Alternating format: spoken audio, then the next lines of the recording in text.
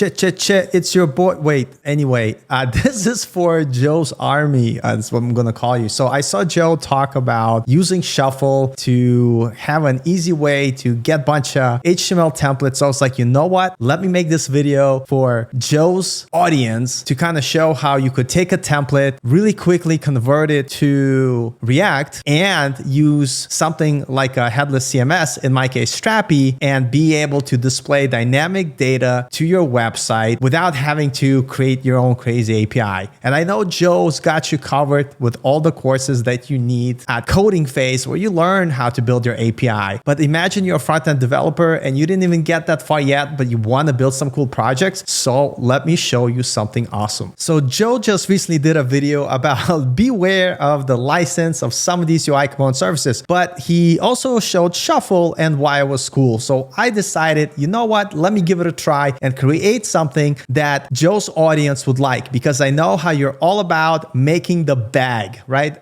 I don't know if I say that right, but that's what we're going to do. We're not going to complete the whole site, but I'm going to show you how with very limited HTML knowledge, some React knowledge, you'll be able to get a website which is powered by a backend, which we're going to use a headless CMS for called Strapi to be able to have a dynamic website. So let's quickly look what we're going to do. We're going to use Shuffle to create our amazing layout. And we're going to keep it super simple today. I'm not making a whole 10-hour tutorial. You could smash the like button and let us know if you want me to make something for you and share it on Joe's CodingPhase store, because that's where all the business is at. That's what you got to go. We're also going to start with Remix. If you never tried it, this will be a good introduction. What I'm going to do is provide a template that will get you started easily, that you could find on GitHub here, Joe's Army Remix template. And what's cool, you just need to know React. There's certain quirks that were awesome features, I would say, in Remix, because Remix is really, really cool. And I think you should all check it out. And we're going to use this Shuffle editor to create a basic layout. And then we're going to use power of Strapi to create a backend literally in 5 minutes to get us started and populate the website that we built. So let's jump right into it. So the first thing I'm going to do is go ahead to this GitHub, which I'll share in the link, and make sure that you clone the project. So I'm going to copy the link. Now in the terminal, let's do git clone. Make sure you paste the link. It's going to go ahead and clone our template. Let's ls. I can't spell. Let's ls. Let's cd into Joe's Army template. Fantastic. Let's open the code editor so we could take a look at the code. And for this tutorial, all you have to think about that this is basically a React application. Yes, we're using Remix, which is a full stack React framework. But in our case, all we have to think about that we're just going to make simple React components.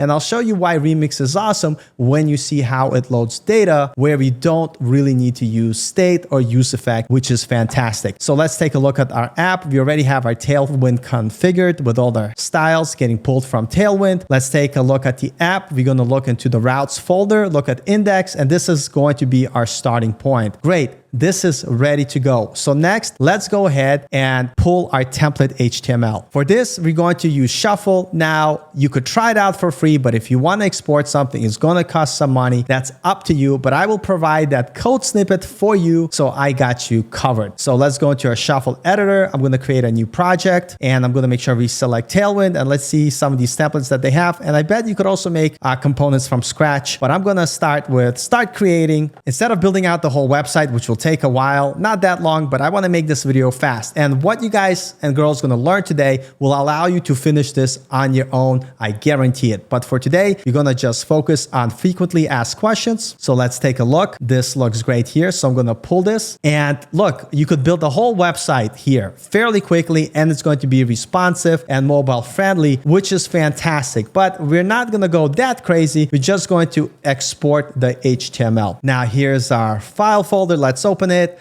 It's going to have all this stuff here. Don't worry about it, because we're only interested in the HTML, because we don't care about JavaScript, because we're going to use Remix, which is a React framework. So we're going to go into source, we're going to go HTML, and we're literally only worried about this file. I'm going to open it inside my code editor so we could steal some of this amazing HTML. And all we really need is this section. Let's close this file inside our index.jsx file. What I'm going to do is I'm going to literally paste that code inside here. Now, what what you have to understand when you're importing HTML code, you need to reactify it, meaning there are certain things that you have to change. For one, you need to change the class to be class name. So Control F to find all the instances of class, and let's rename it to class name. Fantastic. Click the second button. It will change all the other ones inside our code here. The other thing that you have to watch out for is a lot of these attributes in JSX. This is not allowed. They have to be camel case. So any attribute, we want to make sure that we change it. So all I'm going to do is do the same thing here. I'm going to do Control Find and change it to fill rule. All right, let's go to the next one. We have clip rule. Let's change it to clip rule. So all you have to know is that for attributes, you need to have camel case, and that's basically what I'm doing. We have stroke line join. Let's go ahead and change that. And again, I could have provided all this for you, but I want to show it to you so you have this in mind when you're, let's say, bought a cheap template that looks awesome on ThemeForest, because HTML templates are way cheaper than React templates. And I like that a lot because a lot of times all you really want is the HTML and the CSS, especially when you're using Tailwind. So, why spend more if you could just use the HTML code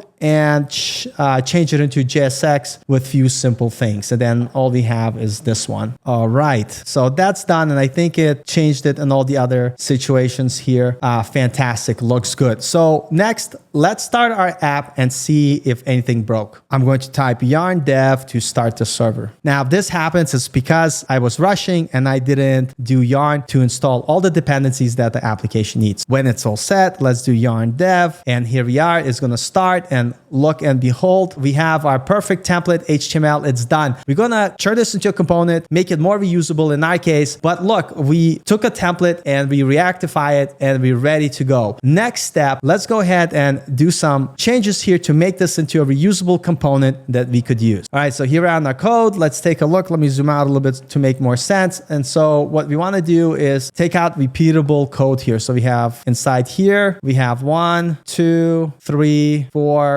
5, 6. Perfect. And so we're going to delete all of the extra ones we don't need because we're going to dynamically generate it off the data that we have. So let's delete that. If you take a look at the code, we should have one card, and that's correct. That's what we want. Oh my God, time travel. To the magic of time, I just created the components and I'm just going to walk you through it because watching me type this stuff just took 30 minutes. But all I did, the HTML that we had here, I broke it down into components. We have our FAQs, which is basically the same HTML we had, where we're passing the title and the text dynamically, and then we iterating through our questions that we're going to get, and we return our FAQ card component, which is responsible of displaying the question and the answer. And we're pulling this data from this dummy data that I did, which we're about to pull from the API in just a second. So I just wanted to create the components off screen just to save some time, but I literally took the HTML that we had from our template and broke it down into components. If you're not sure how to create React components, Joe at CodingPhase.com, go and take his React course. It will explain everything you need to do, and this will all make sense. But for brevity of the time, that's what I did. And we take a look at our server running. We could see that we have those components generated dynamically. So if I wanted to have a fourth question, I could just add a fourth question here, right? And now when I go back to my code, notice we have 4 questions, which is dynamically generated. So now comes the fun part, which is setting up Strapi to be able to pull this data from an API from a database. So let's do it. And you could reference the documentation at strapi.io. So if you go to strapi.io here, this wonderful website, you could click on get started, and it's going to walk you through what we have to do. But basically, we're going to run this command.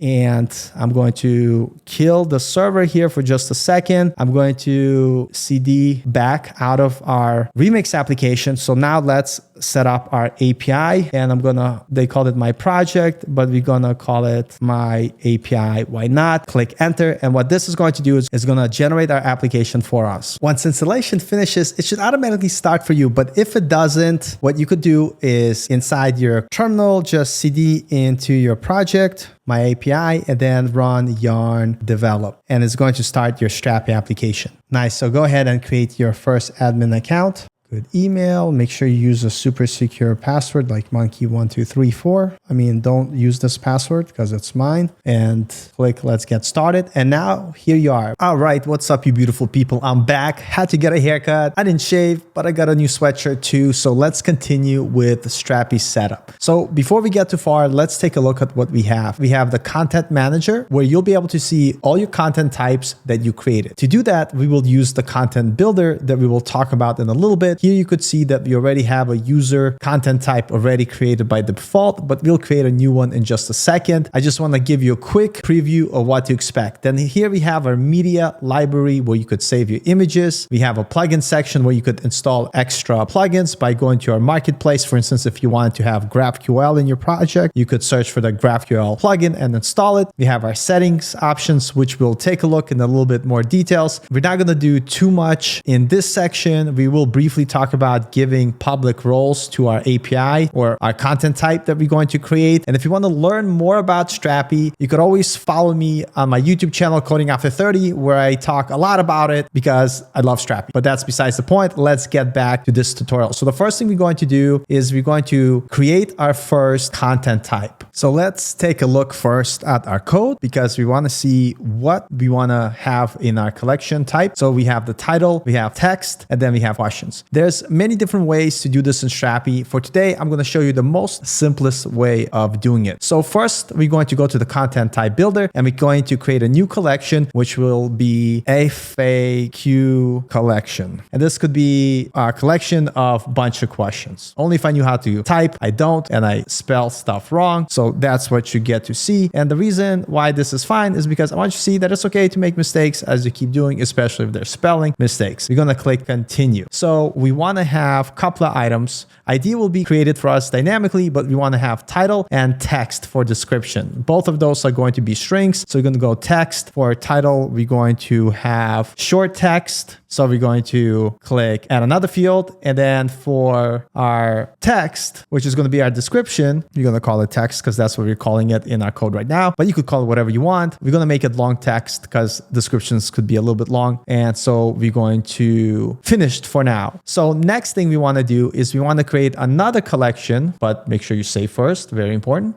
We want to create another collection and you could call it whatever you want, but I'm going to call it questions. And let's click continue.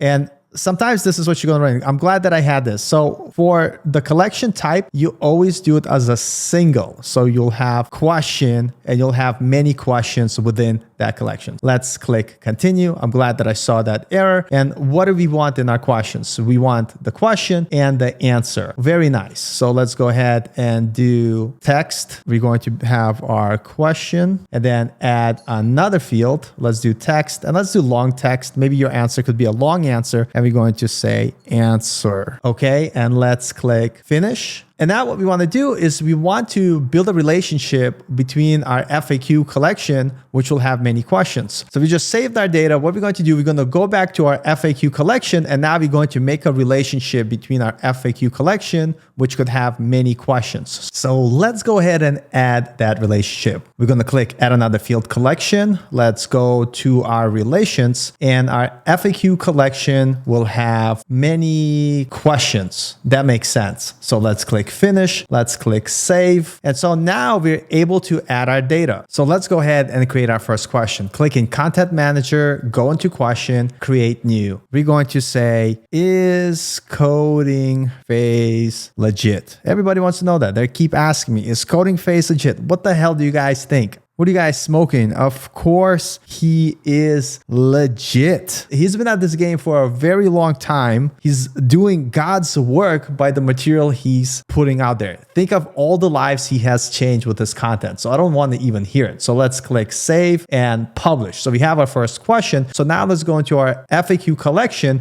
and create our first collection. And we're just gonna call it frequently asked questions because I'm too lazy typing, and all of you know that I can't type to save my life. We have all the answers to your questions. And what we're going to do in our relation that we created, we're going to point to that question. So let's click save. And so now we are ready. Well, we're not ready yet because always remember to click publish. This is very important. And the reason why, let's say you're a content editor, you don't want to just make changes and have it automatically published. You want to make sure you proofread stuff, and only when things are right, you will click publish. But now we are ready to get the data. I'm going to show you where you could take a look of what endpoints we have to hit. Inside our settings, we're going to go to roles, public, and then we're going to find our FAQ collection. We're going to click find all and find one, and it'll show you here the endpoints that we want to do. And we're also going to do the same thing for questions. And what this does is giving our API permission to publicly allow us to hit these endpoints. If I don't click these and you go to that URL, you're not going to have any permissions to do so. And the reason why I have to also give permissions to questions, even though we're only going to be making a call to the find one endpoint here, is that out of the box, Strapi will lock down all your endpoints until you give permissions for the type of content you want to find. And if you have any questions about it, you know where to find me. And if you want me to make more content on Joe's channel, let him know, because I'd love to make some tutorials to put on his channel for you all beautiful people. So let's click save. And now I'm going to open my favorite tool that I love to get data called Insomnia. So I'm going to paste where we want to go. We want to basically get our FAQ collections by passing an ID of the data we want. And what I want to do is I want to go take a look first in our content manager. Did I save those changes? I'm not saying I'm smoking something, but did I save? Yes, I saved the changes. Don't forget to hit the save button. But in our content manager, in our frequently asked questions, this has the ID of 2. So we're going to find this collection by its ID. So inside our Insomnia, similar to Postman, I love this tool, at FAQ collections endpoint, we're going to look by this ID, click 2 and click send. And notice we have our data. And what you'll notice is that we have our title and text, but if we take a look inside our FAQ, we have a relation. And again, to prevent overfetching or underfetching, something that is solved in GraphQL, well, now we have a populate flag in this API that allows you, similar to GraphQL, only get the data that you want. So if I want to populate questions, I have to pass a flag. And there's many different ways of doing it, but I'm going to show you the simplest way today. So inside here, we're going to do question mark, type populate equals star, that will basically get the first relationship, and it's only going to go one level. If you have multiple levels, there's a different way of doing it, but for us, it doesn't matter at this point. So now when I click send, and notice we are getting our data. We have our question, we have our information, and so we know that our API works. So next step, let's get this data on our front end. We know that our API works, so now let's get the data from our front end. In Remix, this is very easy to do. And I gave you this code, but I'm going to walk you through it because this is exactly the code you would get in the documentation. So here I have a loader function, which runs in the server. So basically, this is a place for you to call your data. You don't have to use state or use effect. You just call this loader function. So you create a function called loader, and inside here, you place your logic to fetch your data. In this case, we're using async await to get our data from Strapi, to which we're going to pass our collection that we want to get and our populate flag, which we are getting from Insomnia. Notice we have our collections and then the ID and then our populate flag. So taking a look in the code, we're passing the URL that we want and any populate options or flags that we want. So let's take a look at get data from Strapi.server.js file, which also runs on the server. And this is basically an implementation of using fetch to get our data. So basically what we're doing, we're providing the endpoint that we want, which is frequently asked questions collection with the ID of 2. And then params is our populate or filtering flag, which in our case is populate star. And all we're doing is we're appending it to our query and we're using fetch to make get requests to get the data, similar to what we did here. going back to our loader function, just remember whatever ID that you have in your Strapi that matches to the collection you want to show, make sure that you place it here. Maybe it's not 2 for you. Maybe you had multiple collections. Maybe this will be a different ID. So if you're looking on Strapi under your collection types, whatever the ID of the item you want to search, that's what it's going to be. So maybe you have another collection here, but this is the ID that we're using to populate the data. Now in the code, we have this use loader data, which allows us to have access to whatever this loader function returns. So we scroll down. I also left it in our example. So what we're going to do is we're going to uncomment this and let's return just a blank page just so we could take a look at the data object and make sure that it's actually getting the data that we need before we refactor our code to use the data that we're getting from Strapi API. So let's refresh. And here's our response. We have our ID, we have our attributes, which contains our text and title. This is what we need. This is also has our questions. And if we take a look at the data, which is an array, it will have our question and answer. So let's go ahead and use this data. So let's go ahead and just pass our data to our FAQ component. So now that we're passing our data, let's make sure we refactor our code to use the structure of our API. In our FAQs, we will have access to the title and text, but questions is a little bit nested. So let's go ahead and pull that data out. You're going to say const questions equals data dot attributes dot questions dot data. Nice. And now we want to make sure that we also destructure the data correctly inside our FAQ card. And so inside our FAQ card, the only difference is adding data.attributes. This is grayed out because we are no longer using this. So I'm going to comment that out. We're getting our data from our API call. We're getting access to it using our use loader data and we're passing it to our component. So let's see if it works. Perfect. Is CodingPhase legit? Of course, he's legit. So now you have a way to get data dynamically from your API. And what's awesome, if I wanted to add additional question, it's really awesome. So let's go ahead and do that. Let's add additional question, create a new entry. Did you like this tutorial? Let me know in the comments. Let's save and publish. And now that we have our question, let's go ahead and add it to our collection. So let's select our second question and click save. And now when we go back to our application and refresh, look at this, we see our second question. So let's review what we did. We used Shuffle to get a simple HTML Tailwind styled template, which we exported.